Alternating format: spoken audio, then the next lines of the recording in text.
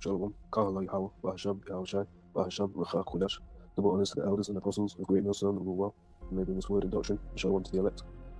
Now this is called, the title of this video is called The Day of the Lord. So we'll start off in 2 Timothy 3 and 10. It said, The day of the Lord will come as a thief in the night, in which the heavens shall pass away with a great noise, and the elements shall melt with fervent heat, and the earth also and the works that are therein shall be burned up. So we've got the thief in the night.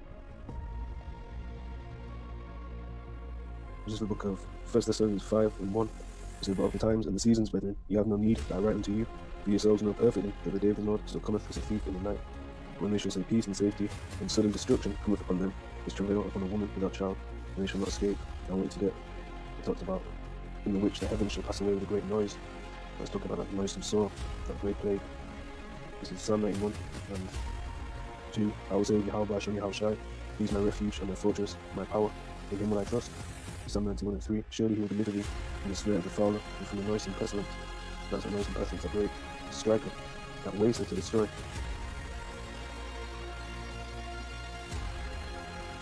This is the book of Isaiah chapter 54, verse 16. Behold, I create the smith that bloweth the coals in the fire, and that bringeth forth an instrument for his work, and I create the waster to destroy. This is talking about the great noisome pestilence that will come upon the earth and will completely incinerate Babylon the Great. That's why it's known as a lake of fire. It will be turned into a lake of fire. We've got that in Revelation chapter 17, towards the end. So Revelation 17 and 16. The 10 horns which are source upon the beast, these shall hate the whole, and shall make her desolate and naked, and shall eat her flesh, and burn with fire. So the EU nations that are upon Rome, upon the system, the ideology, are built upon that. They're going to hate the whole, which is the divided states of Babylon. You people know it as America, or the United States of America. Really, it's the divided states of Mystery Babylon. The scriptures call it Mystery Babylon. It's also known as spiritual Egypt, or Sodom, where dead bodies lied or lay. That shall only be a season, and even our dead bodies, our mortal bodies, subjected to death, they shall be changed. We shall all be changed. And it's 1 Corinthians 15, that is. So we're talking about that. We've got Revelation 6. Revelation chapter 6, and verse 13. And the stars of heaven fell into the earth, even as a fig tree casteth her untimely figs, and she is shaken of a mighty wind. And the heaven departed as a scroll, and it was rolled together, and every mountain and island were moved out of their places. So it's going to be a great, grievous pestilence come upon the earth to lift the earth. This is Isaiah chapter 34, verse 4. And all the hosts of heaven shall be dissolved, and the heavens shall be rolled together as a scroll, and all their hosts shall fall down, as the fig leaf falleth from the vine, and as a fig, and as a falling fig from the fig tree.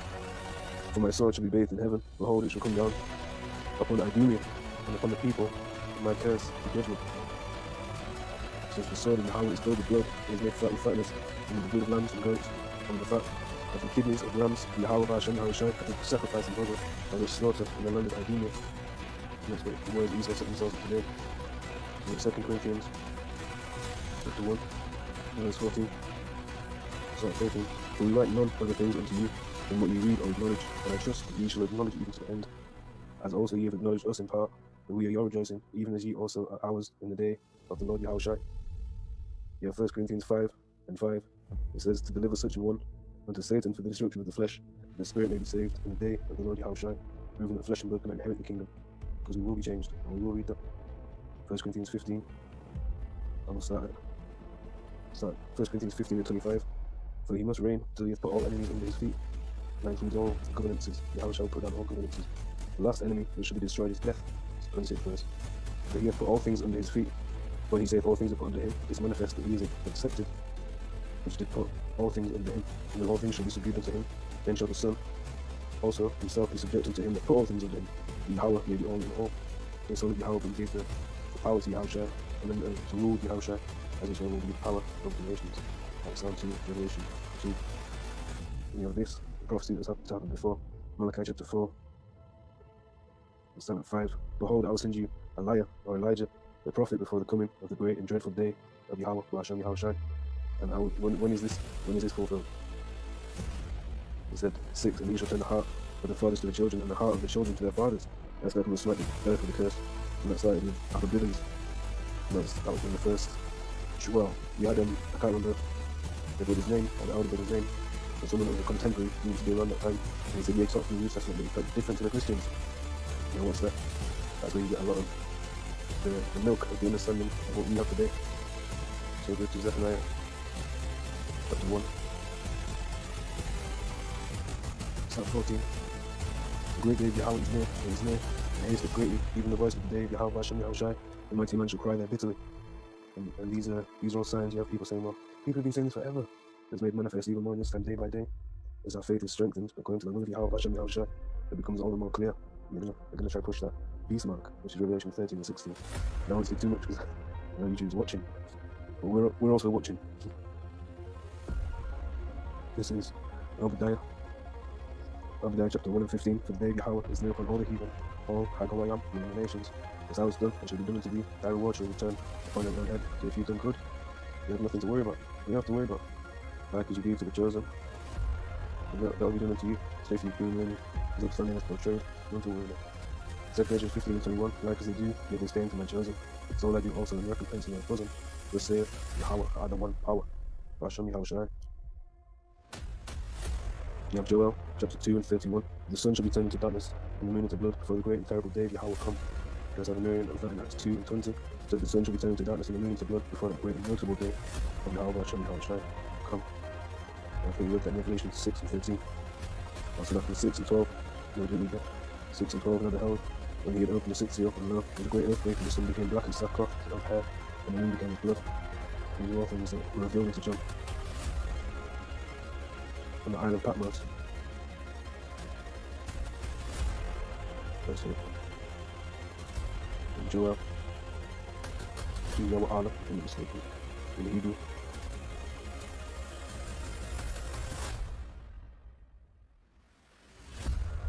So this is Joel 2 and 7. They shall run like mighty men, they shall climb the wall like men of war, and they shall march every one on his ways, and they shall not break their ranks.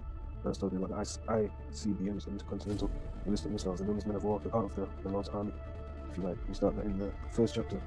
Sorry, the first verse of the second chapter. But Joel, so blow ye the trumpet in Zion, sounding the alarm in my holy mountain. All the inhabitants of the land tremble, for the day of Yahawah cometh, for it is nigh at hand. We've got Joel 1 and 15. Alas for the day of Yahawah, alas for the day, and the day of Yahawah, bahasham, Yahawashi is at hand. There is a destruction from the Almighty shall it come.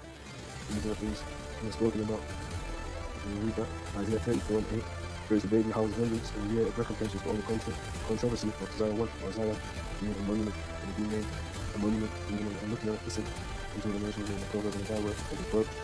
But W and lifted up of Zion, quite literally, people do into the clouds. I think we have read, we'll read it again, and on with the broken record. 1 Thessalonians 4 and 16. For the Lord himself shall descend from heaven with a shout, with the voice of the archangel, and with the trump of Yahawah, and the dead in Hamashiach shall rise first, and we which are alive and remain shall be caught up together with them in the clouds, to meet the Lord in the air, and so shall we ever be with the Lord. Wherefore comfort one another with these words. Romans 15 and 4 talks about how these things are for our learning, but also comfort. You have Revelation 11 and 12. And they heard a great voice from heaven, saying unto them, come up hither. And they ascended up to heaven in the cloud, and the enemies beheld them. So who would that be? Who would this be? Who are the enemies of these being taken up? You have wisdom of Solomon in the Apocrypha, chapter 5, verse 1. Then shall the righteous one stand in great boldness before the face of such as have afflicted him, and made no account of his labours. What we see now is a foreshadowing on the highways and the hedges, where the same ones that had them beaten out of him, quite literally, now coming back standing great boldly. But this is truly referring to the salvation, the physical deliverance of Yahawah, Allah, Israel, Israel of God, the English speaker. Wisdom is only 5 and 1. Then shall the righteous man stand in great boldness before the face of such as have afflicted him, and made no account of his labours. When they shall see it, when they see it, they shall be troubled with terrible fear, and they shall be amazed at the strangeness of the salvation, so far beyond all that they look for. They were looking for pleasure in this world, looking for the next fad, the next fashion thing, or whatever. But the deliverance seems so lonely, so ancient, so primitive. Primitive just means the first, like you have prime numbers. There's nothing wrong with the connotation in this seclorum. But primitive is like it's good for nothing. But in that day you'll see the great power and the great technology, for lack of a better term, that the Lord has built and will deliver his hopeful, well, his elect in, which in this day would be hopeful elect, and we pray we are the true elect. All we have is hope. So Paul referred to himself as a prisoner of hope. I'll just find it.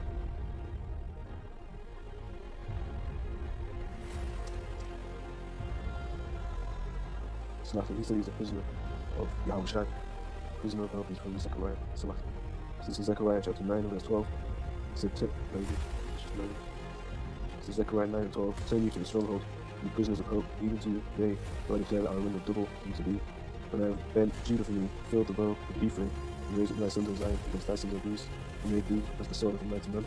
And again, look, this is talking about what we read. And Yahawah shall be seen over them, and his arrows shall go forth as the lightning, and the Lord the power Yahawah, shall blow the trumpet and shall go with the whirlwinds of the south. So the Lord of hosts, Yahawah and Yahawashi shall defend them, and they shall devour and subdue with swing stones, and they shall drink and make a noise as new wine, and they shall be filled like bowls and as the corners of the altar. And Yahawah shall save them in that day as the flock of his people, so they shall be as stones of the crown, lifted up to the ensign of his land, and lifted up. Let's get that word lifted up. Lifted up is the thing, the sass. So to be lifted up, and glorious, lifted up in the ensign, and lifted up and displayed.